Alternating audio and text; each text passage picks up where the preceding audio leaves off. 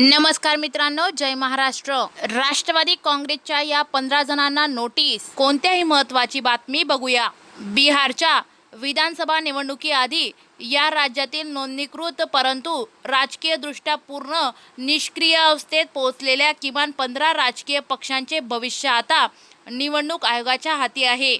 गेल्या किमान 6 वर्षापासून हे सारेच पक्ष निष्क्रिय आहेत। या पक्षांनी एकही निवडणूक लढवली नाही। यावर आयोगाने या पक्षांविरुद्ध कडक भूमिका घेताना त्यांना नोटीस बजावल्या आहेत। त्यामुळे आगामी बिहार विधानसभा निवडणुकीची रंगत अधिकच वाढताना दिसत आहे। या यादीत राष्ट्रवादी काँग्रेस नावाच्या पक्षाचाही समावेश आहे। मात्र पक्ष राज्यातील राष्ट्रवादीच्या 2 गटांपैकी आहे का, याबाबत आयोगाकडून स्पष्टता झालेली नाही। निवडणूक आयोगाने 2019 पासून कोणत्याही निवडणुकीत भाग न घेतलेल्या पक्षांना उत्तर देण्याचे आदेश दिलेत। यापैकी काही पक्षांनी मुख्य निवडणूक अधिकाऱ्यांसमोर CEO आपली भूमिका स्पष्ट केली, परंतु बहुतेक पक्ष नोटीसला उत्तर देण्यासाठीही पोहोचले नाहीत।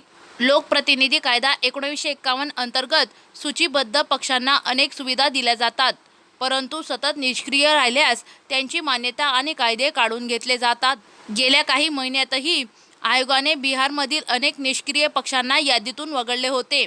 त्यानंतर लवकरच या 15 पक्षांच्या भविष्याबाबत अंतिम निर्णय घेतला जाईल। त्यामुळे या 15 पक्षांना निवडणुकीतून वगळले जाऊ शकते। ज्या 15 पक्षांवर मान्यता रद्द होण्याची टांगती तलवार आहे, त्या पक्षामध्ये राष्ट्रवादी काँग्रेसचे देखील नाव आहे।